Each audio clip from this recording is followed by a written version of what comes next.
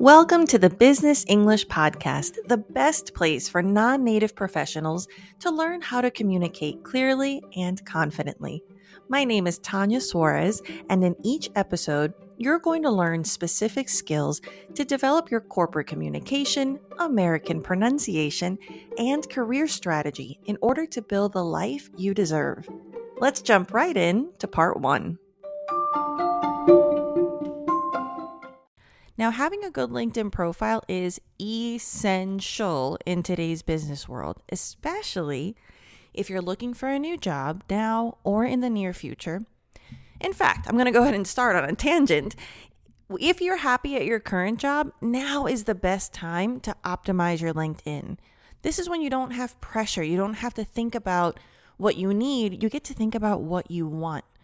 And if you are looking for a job, this is going to get your profile in front of the right recruiters and get you better opportunities. Now, another reason is if you're working in an international field and you want to increase your network by establishing yourself as an expert in your field. Now, when I say expert, some of you might think, of course, obviously I'm an expert. Others might think, I don't know if I'm good enough, like I'm good, but I don't think I'm an expert. It doesn't matter. Basically, you want to be the person who is always talking about one thing. So whatever that thing is, that's what you're going to make your profile all about, and then what you're going to post about. And last but not least, if you're open to opportunities, maybe you don't need to get a job, like a full-time job with LinkedIn, but you can get projects and opportunities like collaborations, speaking engagements, press, even just connecting with people in your field who live across the world. This can be an amazing opportunity to elevate your professionalism. So first and foremost, you need an English profile. So if you haven't done this already, do it now, and then you can check number 1 off the list. Number 2 is you're going to reverse engineer your job search. So what I mean by this is instead of making a profile and then searching for a job, you're actually going to start with your dream job and work your way backwards to your profile. So step 2 is you're going to find a few job posts for your desired position. Even if it's not the ideal company or location, like branch out anywhere, because we're actually using this for the words, the descriptions in the listing. So you're going to use this listing to help you make your current profile more compatible with your future goals. From a language perspective, this is great. Like, we're not going to reinvent the wheel. We're going to look at exactly how they describe their responsibilities and the knowledge and the skills that you need, and we're going to use that in your profile. Step 3 is to include keywords and skills from the job description in your profile. So LinkedIn is a search engine. Keyword optimization, meaning having the right words in your profile, makes a huge difference. So it's the only way that recruiters will be able to find you. Be specific and be thorough. If you're using kind of the marketing language of the things that you do, make sure that's fine. You can include that, but make sure you also include the technical meaning of that. So you're going to go through the job posts that you found in step 2. You're going to make a list of all the qualities and skills that apply to you. Next, you're going to go through that list and include as much as you can in your about section and your experience section where it's the most relevant. As a bonus tip, while you're making this list of qualifications that you do have, please also keep a list of the skills that you don't have. So this will give you a great starting point for the knowledge and experience that you need to gain to be more attractive for that position. You can sign up for courses or volunteer to do extra work that will help you strengthen those skills. That way, if you happen to get an interview before you've completed that course, for example, you can at least say, this is something that I'm already working on and learning. Step number 4, make it obvious that you'd be a good fit. So now that you've gone through and done step number 3, you want to make sure that you added whatever applies to you that will highlight your awesomeness. Please do not expect someone to connect the dots. Don't expect someone to read through your profile carefully and think, oh, if they can do this, they can probably do this other thing that I need. Not going to happen.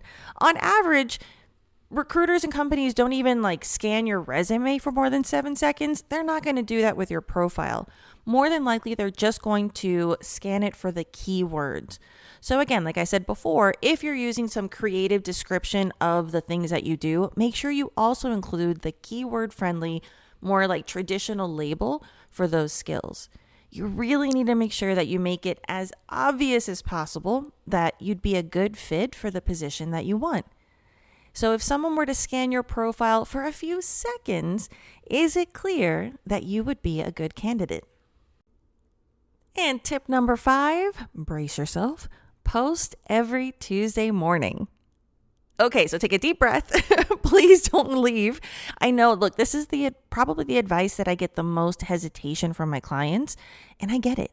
I know it can feel awkward or make you feel vulnerable, but I promise you can find ways to post that are authentic to your personality and actually make you feel confident and proud in what you're sharing. I know sometimes the feedback that I get is people see others posting kind of in a way of bragging about themselves. And look, that's their comfort zone. It doesn't mean it's yours. So we can find a way that is right for you. Now, the reason I said every Tuesday morning is because Tuesday morning, specifically Eastern time, like New York time, that's when LinkedIn has the highest traffic and the highest visibility. So you're actually going to get more return on your investment by posting Tuesday morning than you would if you posted every Thursday, Friday, Saturday, Sunday, for example. Now, about what to post, because you might think, all right, I'll try what you say, Tanya, but I have no idea what to do. So if you haven't gotten used to posting on LinkedIn, these are 3 things I'm going to share with you that you can share that are, I would say, easy and the most pain-free way to start. So the first one is sharing quotes. This one's great because quotes, they're very easy for other people to like. They're usually short. They're interesting, and it also shows the kind of people that you admire. It shows the kind of mindset that you have. Number 2 would be sharing links to articles that you find interesting. And this is really cool. Again, for non-native speakers, I get it. A big concern that I hear my clients tell me is that they don't want to write something incorrectly with incorrect grammar or the wrong phrasal verb or whatnot. And as much as I want to say, like, people don't care that much about that, it doesn't matter. If it matters to you, then that's the bottom line. So by posting links to articles, you're kind of outsourcing the writing. You can just post the link because when you post it, the title pops up. So again, you're associating your name with whatever the title of the article is.